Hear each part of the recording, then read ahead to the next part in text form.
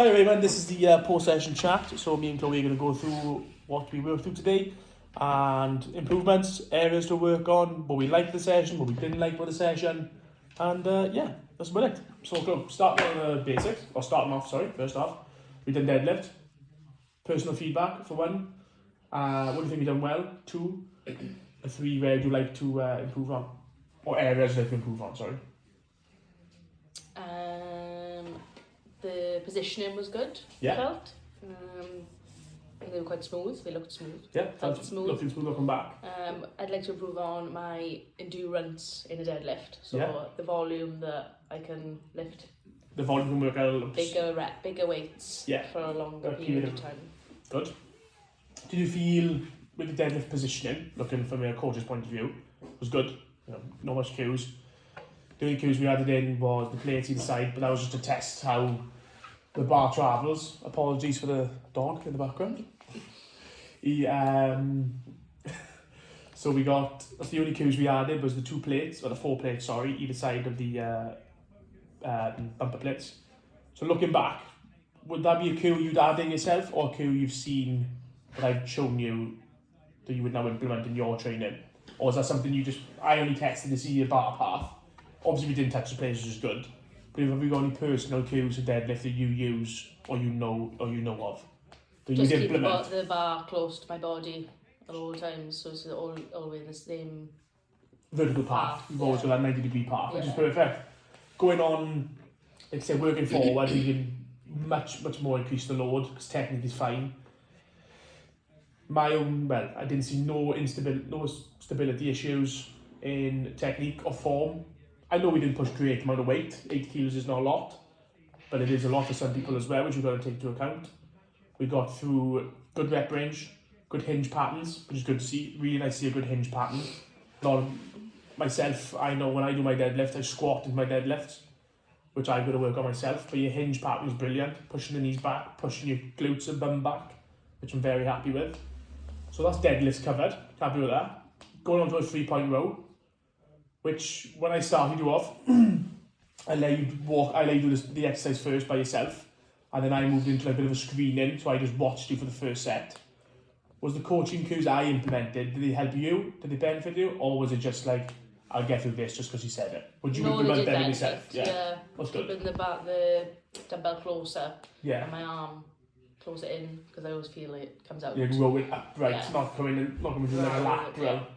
Which is good because most people will upright row, they'll just go in a 90 motion. They won't let the dumbbell get a full extension of the lat and shoulder and come and pull in, which is good to see. Is the dumbbell row something you use in your training much? Used to be, but since doing CrossFit, No, it's not much. But I should. Yeah, it's got a pattern which will help build other things, but it's not. You wouldn't never go to a cross gym and say, "Oh, we're just working on 3-point rows today. We're just working on dumbbell rows," which is good. But it's good to add it in because it will add strength and stability in other areas coming into it. So any takeaways from you in the 3-point row? Any more personal gains that you get from it? Would you like to get the weight heavier? Yeah. 100%? Yeah. Because your 20 was good resistance, but I know we got more in the tank. But because it was a hypertrophy session and a movement, trying to keep the workload high and the rep load high. So moving on from 3-point rows, we had our core exercises, which we did hanging knee raises, hanging from the rack. Strong point from you because it's gymnastics background. Obviously we can do more moving forward, toes to bars, strict knee, leg raises, loads more to work on the core. But is core something you neglect in your training, or is it something you push more? No, neglect. More neglect, which is something we can look to work on anyway, because we're not. You know, it can manage within any section. It's such a simple. It can be such a simple form of exercise, but people overcomplicate it, or they'll just do the basics, just doing crunches, or they'll just do sit-ups for days. They won't actually explore what core movements are. So your takeaways from that? Was you happy with the exercise selected? Yeah. Felt good? Yeah. Looked good. Looking back on the footage as well, looked smooth, really easy. No complaints from me. Did you enjoy putting the drop set in? Or the superset, sorry, not the drop set, superset. The superset in, did you feel, like we said at the time, we had a bit of a problem with the grip on the rig. Would you feel you've got more reps on that last set if it wasn't for the grip? Yeah. I know we were slipping with rubber grip. Yeah. Realistically, it wasn't ideal. So you're happy with the leg raises? pushing forward, we landed towards the bar, or we had strict instead of kipping. We can either push in, adding weight, adding a wall ball into between our legs and the highs to add more resistance. So with that covered, which you're happy with, we look to move on to our cardiovascular session, our ski erg. Your takeaways from the ski erg? Something you're good at or something you're poor at? Or something you don't neglect? Yeah, something I don't really do because my gym doesn't have a ski erg. So you don't have access to a ski erg, which is a thing I looked at when we programmed in. Looking back, she doesn't have access to a ski erg, sorry, not a rower. So something we can work on when you're in Unit 9 and with us. Something we will build on because it's not actually a movement you can practice with unless you have a rower. A ski erg, sorry. Unless you have a ski erg.